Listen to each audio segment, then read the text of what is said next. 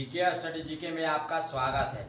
नापूछ जमाने से क्या है हमारी कहानी, नापूछ जमाने से क्या है हमारी कहानी। हमारी पहचान तो बस इतनी है कि हम हैं हिंदुस्तानी। हमारी पहचान तो बस इतनी है कि हम हैं हिंदुस्तानी। देखिए, सांकेतिक भाषा परीक्षण, जिसको हम लोग कोडिंग डिकोडिंग बोलते हैं, इंग्लिश में बोलते हैं कोडिंग डिकोडिंग।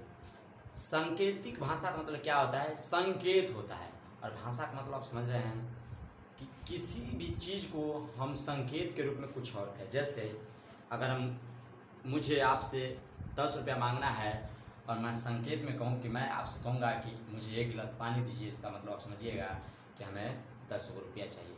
तो इसी को कहते हैं सांकेतिक भाषा, संकेत का भाषा। तो सांकेतिक भाषा परीक्षा का पहला क्वेश्चन हम लोग जानेंगे। ये परीक्षा को लेकर इम्पोर्टेंट तो बनता है, लेकिन हमारे लिए भी बनता है, क्योंकि हमारे जो सैनिक होते हैं, बहुत से जगह लोग होते हैं, तो ज़्यादा इसका उपयोग होता है। तो देखिए, यदि किसी कूट भाषा में यदि किसी कूट भाषा में देखिएगा क्या लिखा है, EDT आई है यहाँ पे, TION को एडिटिंग को 389195 लिखा जाता है, तो उसी कूट भाषा में TIDE को किस प्रकार लिखा जाएगा। कहने का मतलब यह है कि कह रहा है कि जब इंग्लिश में ई बोलना होगा हमें, तो हम 3 बोलेंगे, और इंग्लिश में डी बोलना होगा तो हम 8 बोलेंगे। अगर इंग्लिश में आई बोलना होगा तो हम 9 बोलेंगे। फिर से बता दे रहा हूँ, अगर इंग्लिश में टी बोलना होगा 1 बोलेंगे, इंग्लिश में आई बोलना होगा तो 9 बोलेंगे, इंग्लिश में ओ बोलना होगा तो 6 बोलेंगे, और एन बोलना होगा तो 5 बोलेंगे। तो अगर कह रहा है कि हमको टी, आई और डी बोलना है, तो क्या कहेंगे? तो समझिए, इसमें कुछ नहीं है। पहले आप देखिए कि ई का क्या है, डी का क्या है, और ए का क्या है। देखिए, यहाँ पे ई है, यहाँ पे ई का क्या है, ई है, तो इस ई के सामने लिखिए 3। डी देखिए 1 2, दूसरा स्थान पर क्या है, डी, तो यहाँ पे देखिए 1 2, दूसरा स्थान पर 8, तो डी का लिखिए क्या है, 8। अब आई का बात आ गया, क्या आई का, तो देखिए यहाँ से 1 2 3, आई 3 पाया है, देखिए 1 2 3, समझने की बात है। 3 पे आया है तो हम 3 तक गिनती गिनेंगे। क्या करेंगे? 3 तक गिनेंगे। देखिए आई यहाँ पे है ना, तो आई हम गिने हैं, आई पे कौन आ रहा है यही समझना है बस। 1 2 3 गिने हैं, 9 इस तरह भी आया है, फिर देखिए 4 5, यहाँ पे देखिए 1 2 3 4 5, यानी दोनों आई के लिए 9 का प्रयोग हुआ है। क्या हुआ है? 9 का प्रयोग हुआ है। तो इस आई का क्या होगा? 9। अब आगे बढ़ते हैं, कह रहा है फिर कि अब बच गया क्या, टी, तो देखिए 1 2 3 4, 1 2 3 4, टी का 1 हो जाएगा। तो इसको अगर हम सब जोड़ेंगे, साथ में लिखेंगे, तो हो जाएगा 1983। क्या होगा? 1983। इसका ऑप्शन हो जाएगा बी, यानी 1983। देखिए दूसरा क्वेश्चन, यदि एक कूट भाषा में, देखिए हम आप लोग को एक एक अक्षर इसलिए बता रहा हूँ क्योंकि सहूलियत हो आपको जानने के लिए, नहीं तो यहाँ पे लिखा है प्रेमा, लेकिन नहीं, देखिए यहाँ पे पी का हो जाएगा 9, आर का हो जाएगा 6, और ई का हो जाएगा 7, एम का हो जाएगा 3, और ए का हो जाएगा 1। समझ में आ रहा है? इसके बाद कह रहा है, तो उसी कूट भाषा में रामा, यानी RAMA को किस प्रकार से लिखा जाए। कह रहा है रामा को किस प्रकार से लिखा जाए। देखिए कह रहा है RAMA, इसको हम हिंदी में लिखा है इंग्लिश शब्द, लेकिन इंग्लिश में अगर हमको रामा कहना होगा तो हम इंग्लिश में उसका क्या प्रयोग करेंगे। देखिए अगर हमको कहना होगा प्रेमा, जब प्रेमा कहना होगा तो हम वहाँ पे कहेंगे 9673 1। इसका मतलब हम प्रेमा, किसी का अगर प्रेमा नाम है, अगर हम कहते हैं कि 9673 1, इसका मतलब हम प्रेमा का नाम पुकार रहे हैं।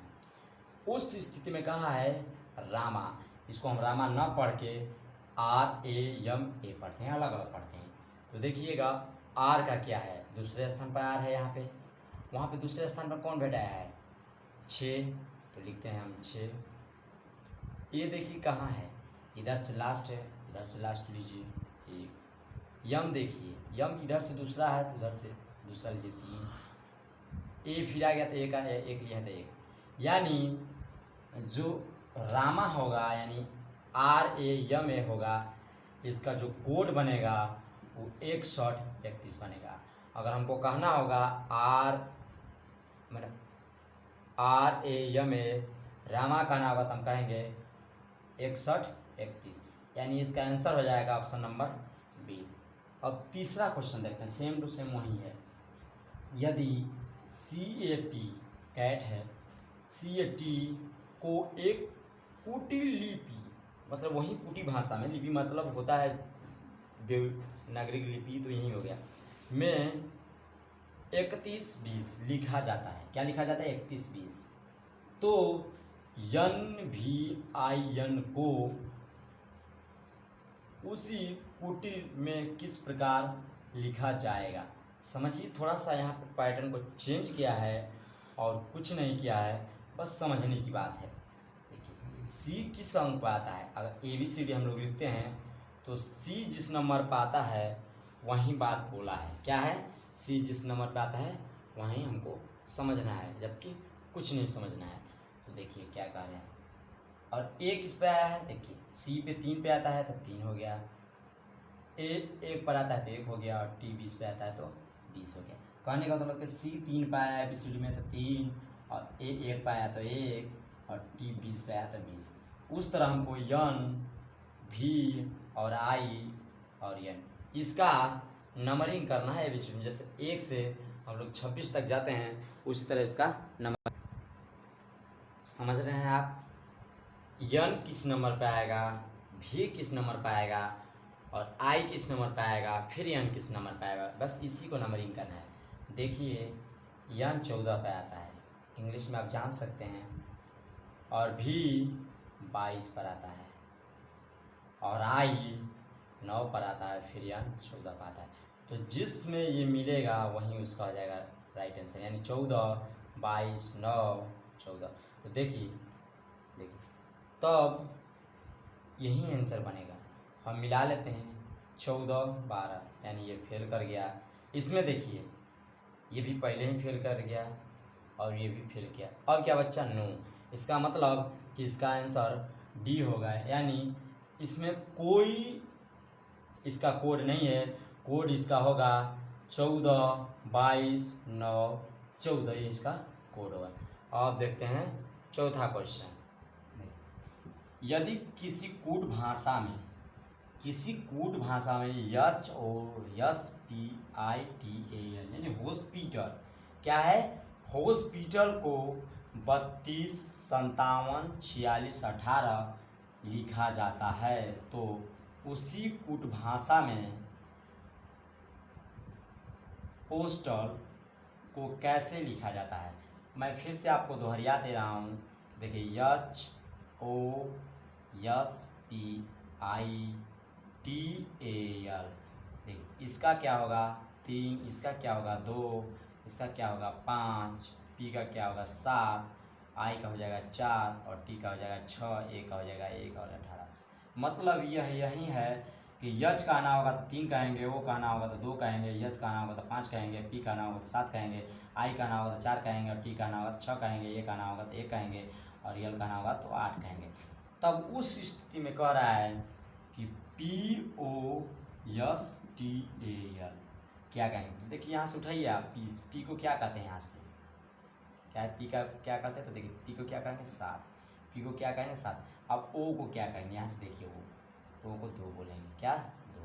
उसके बाद यस को देखिए, यस को क्या कहेंगे, तो यस को 5 कहेंगे, 5। T है, T यहाँ से उठाइए, T को क्या कहेंगे 6। अब A है तो A को यहाँ पे दिया है, A को 1, और उसके बाद ए के बाद दिया है कि यल जो है यल, ये यल है, तो यल को क्या कहेंगे? तो यल का देखिए दिया है कितना 8, तो यहाँ पे रख लेंगे हम 8, यानी 72, 56, 18 जो होगा जिस चारों में वहीं इसका आंसर हो जाएगा। इसमें भी वो नहीं है, इसमें भी वो नहीं है, इसमें भी नहीं है, आंसर डी में है, इसलिए इसका डी सही होगा, इस तीनों नहीं होगा। अब आते हैं 5वां क्वेश्चन में।